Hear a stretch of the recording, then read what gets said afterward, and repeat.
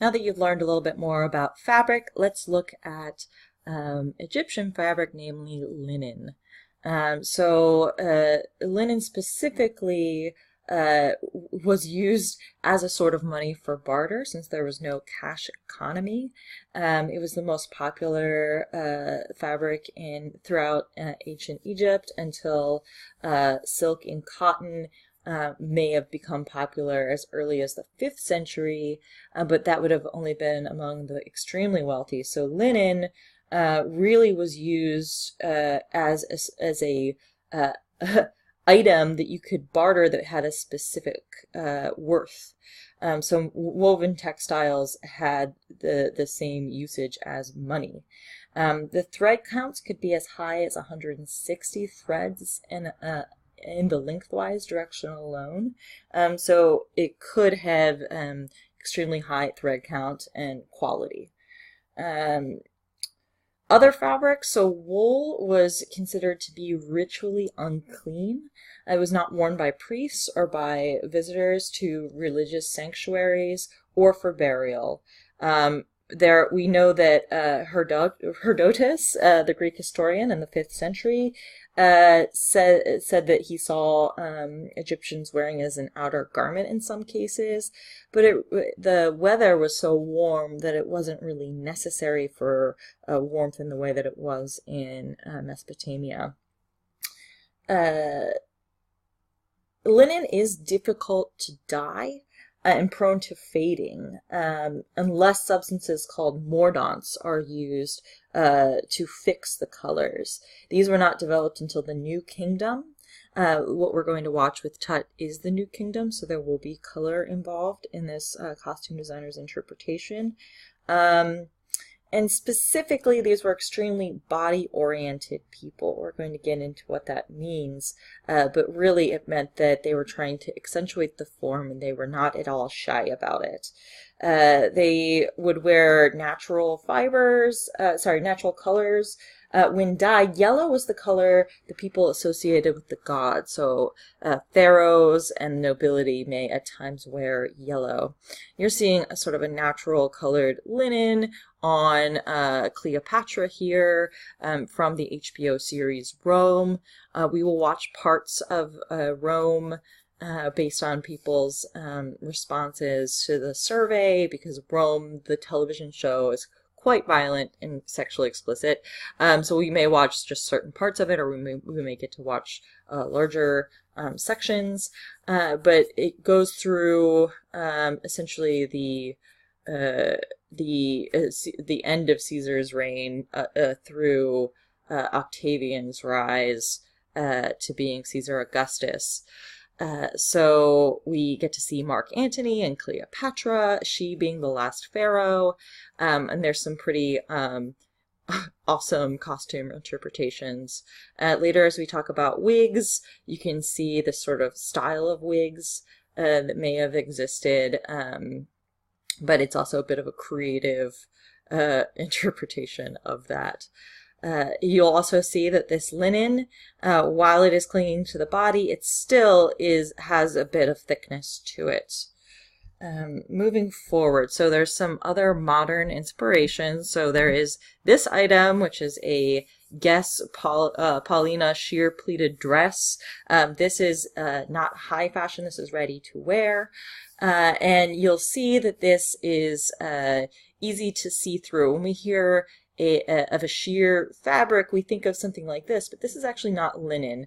This is polyester body lining, and there's nylon and spandex in the pants that she's wearing underneath of this.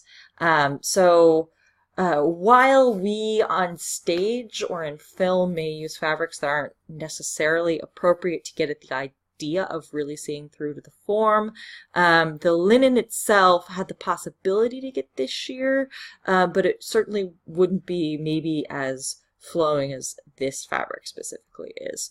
So I will leave that to costume designers and their expertise with fabric, but I just wanted to point that out.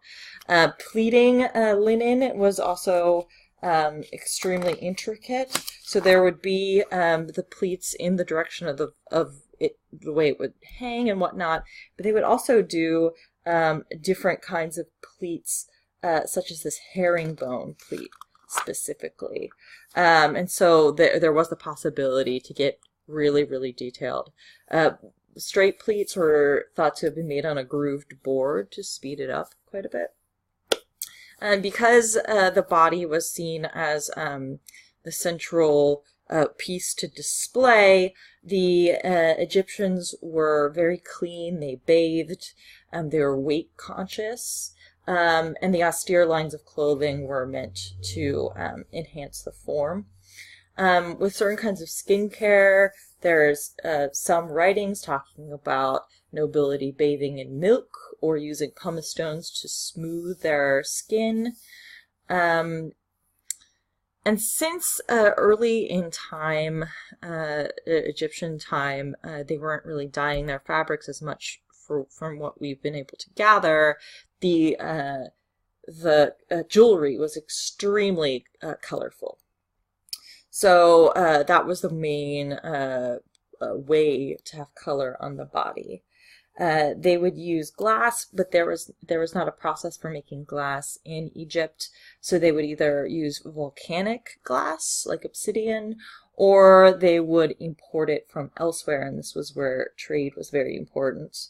They also had enormous wealth, so they had a lot of precious and semi-precious stones that they would trade with Mesopotamia specifically, including carnelian, lapis lazuli, feldspar, turquoise, and gold. Gold was extremely abundant, but silver was only imported and very rare.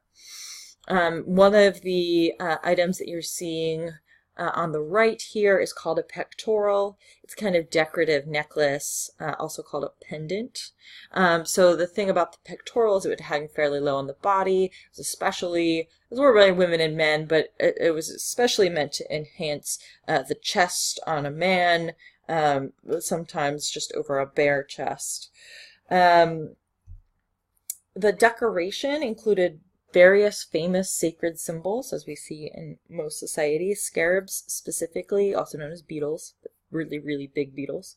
And you can see the beetle here in the middle.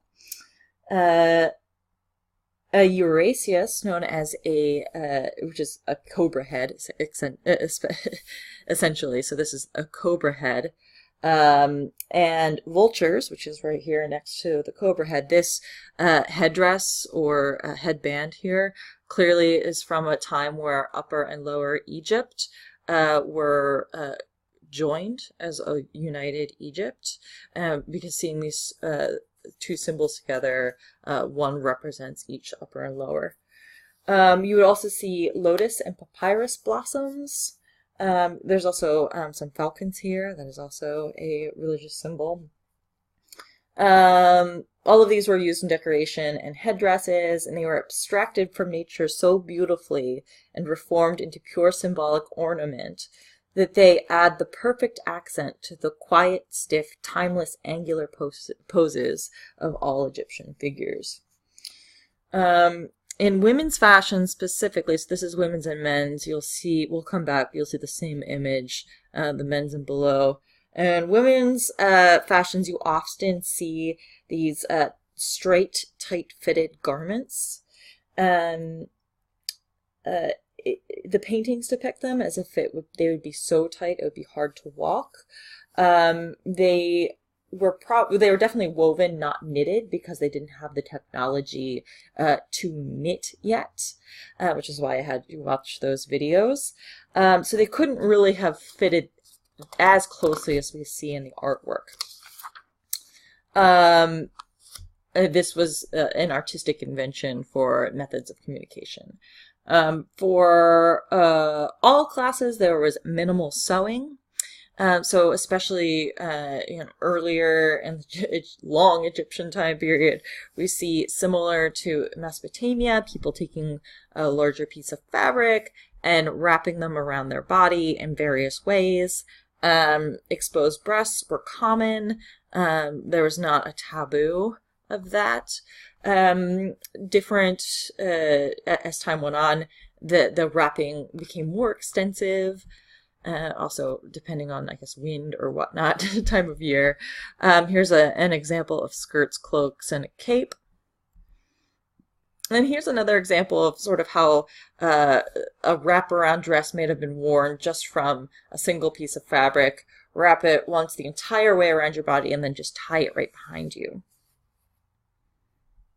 Around the Middle Kingdom, we start to see the sheath dress become extremely popular. This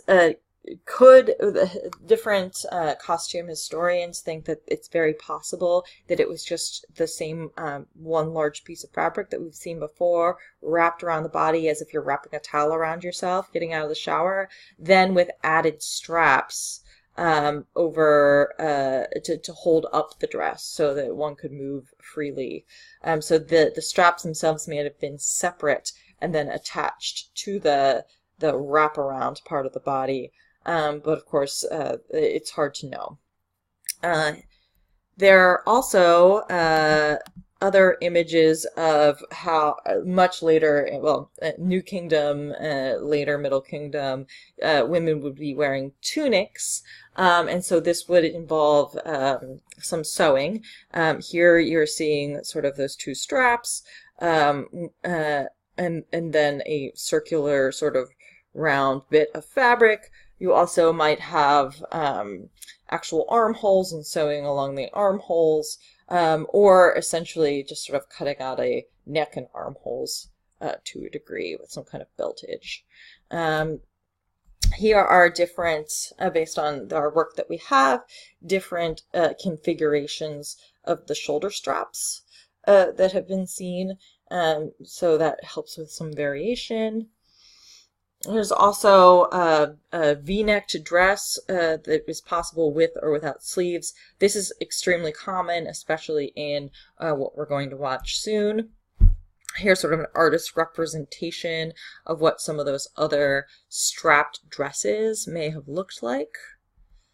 And the bead net dress is something that we have from tombs. We know that this existed. There's lots of beading on things. It could have been separate and then worn against the body, but probably not. That actually would be pretty pinchy, although comfort was not always a concern. So what could have been is this could have been over top of some kind of sheer fabric. It could have been sewn into some kind of sheer fabric. They've been able to put this back together after all of the rope inside of it rotted away. This would be a little later in time. This is the royal wife of the pharaoh and her attendants. So here you can see the kind of headdress that we have lots of evidence for, with the falcon or vulture wings, depending on location. We can see the fabric wrapped around her body in these ways. The color is probably not accurate, as this was made in the 19th century, it was drawn in the 19th century and then colored in later. They were probably just using a basic set of sort of colors.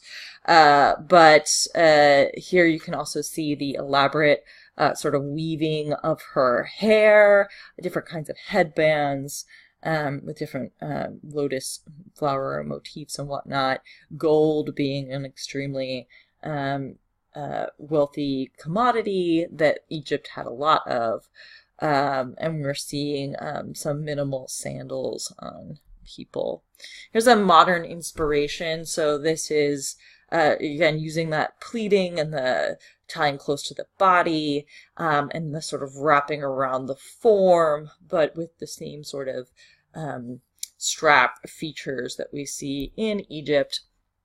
There is some speculation about not only the use of beadage, but the use of feathers, and this sort of is one of the tops that we see in Egyptian shoulder straps on women. So this is another sort of extremely stylized form of modern inspiration. The Egyptians wore wigs, and a lot of them, especially as the upper classes adopted them, the lower classes slowly began adopting them as well. those people that did not wear wigs, they would cut their hair at shoulder length. It would be thick and blunt. The wigs themselves begin fairly simple, but then get more and more elaborate. Specifically, they become urn shape over time, and that's something that the Rome series does really well with the look of the Egyptian wigs. Here we have a expert with the British Museum discussing Egyptian wigs. In hot climates, it's often quite beneficial to cut the hair very short or to shave it off completely. One reason is to discourage head lice, always a problem in ancient Egypt, because the lice can only live if they have access to the blood supply. And if there's a wig on top of the head, then that's not possible. But wigs were also a status symbol for ancient Egyptians. If you could have a very elaborate wig with many, many curls and braids, then that was a sign of your high rank. Also for women, elaborate wigs had erotic significance. And we know that they were often regarded as a kind of sexual allure, which is actually mentioned in Egyptian texts. So one of the other methods of having a shaved head and covering that was what Queen Nefertiti did.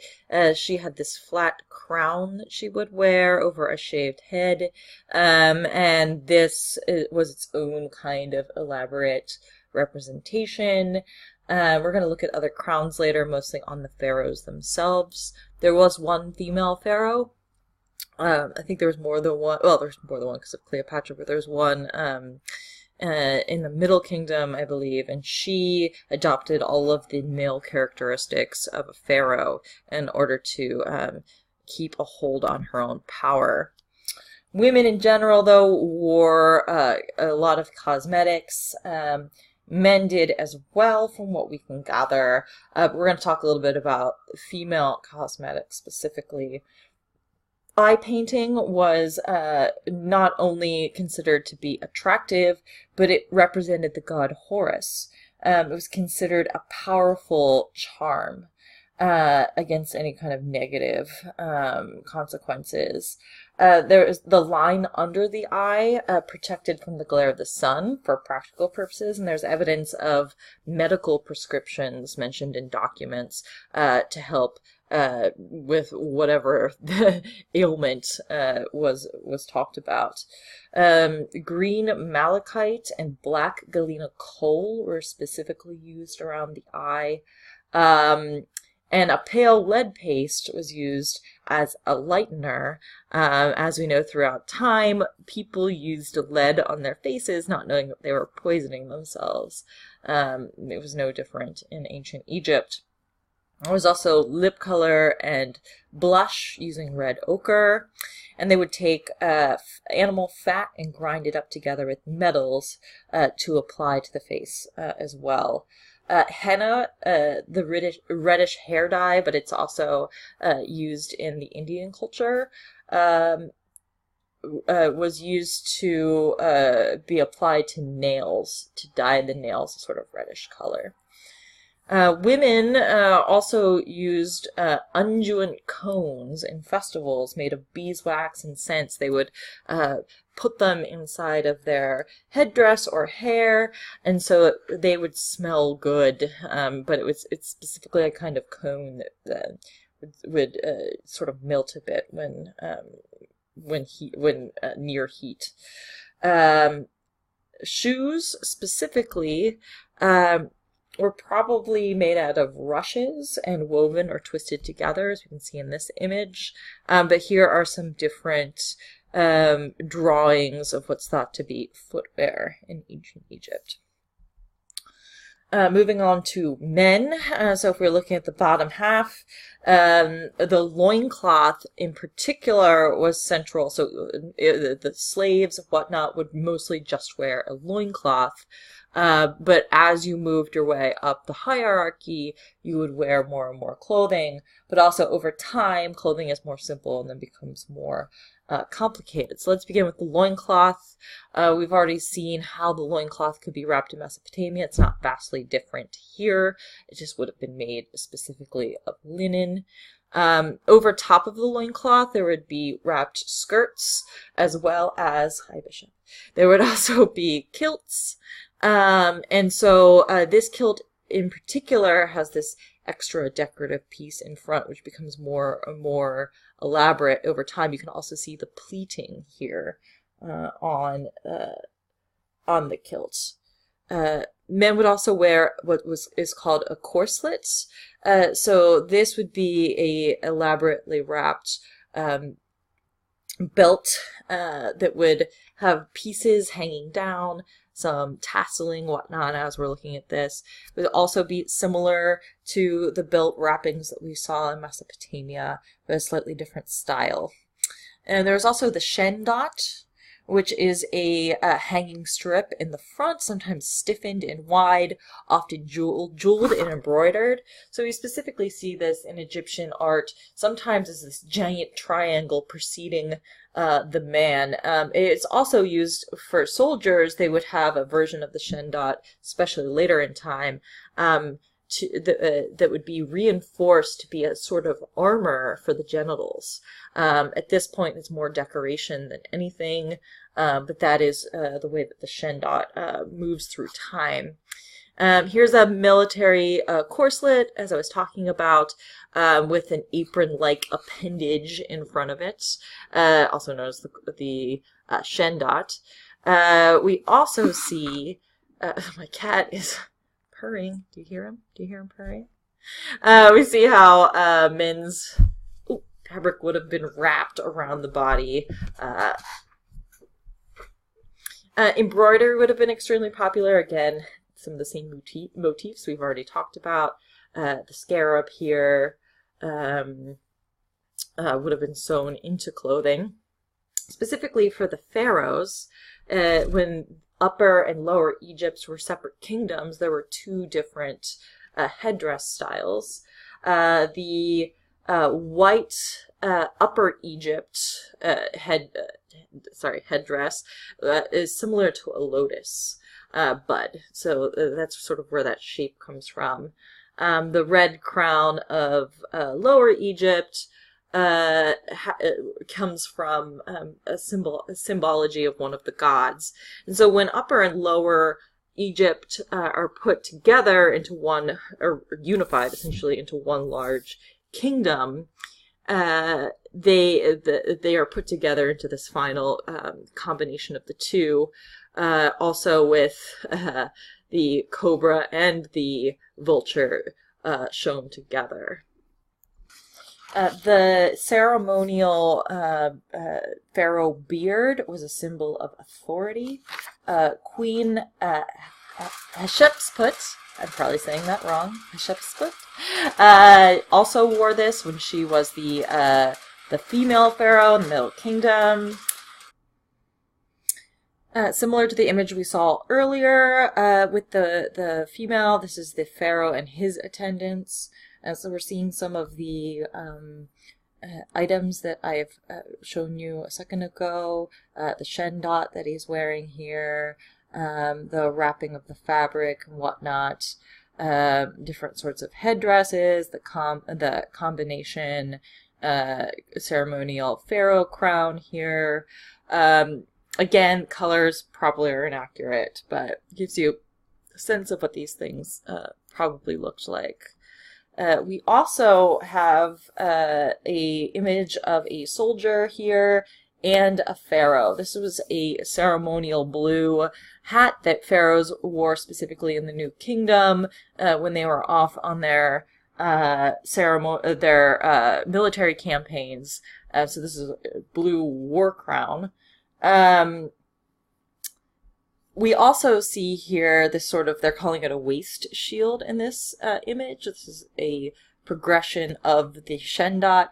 This looks a little overly large. I mean, this is of course, something that someone has put together on the internet. It looks a little too big for what it actually would have been. I mean, that would be difficult to fight with. So imagine this smaller. But it gives you sort of a sense that they would have had either leather wrapped sort of breast protection here. It says linseed strips specifically. But then they would have also had shields and spears and swords, as we're aware of. The pharaoh could afford to have a leather tunic reinforced with bronze pieces. And we have lots of images of war chariots and people shooting bows from war chariots specifically. We also have images of what the royal family would have looked like as children. There's this specific kind of hairstyle called the lock of youth. And so we have different paintings and reliefs that feature the young pharaoh-to-be or child of the pharaoh with this specific lock of youth over their side. I don't know why this older man kind of has it here. It's probably from a movie. But it's a good, you can see what that actually would look like on a real human.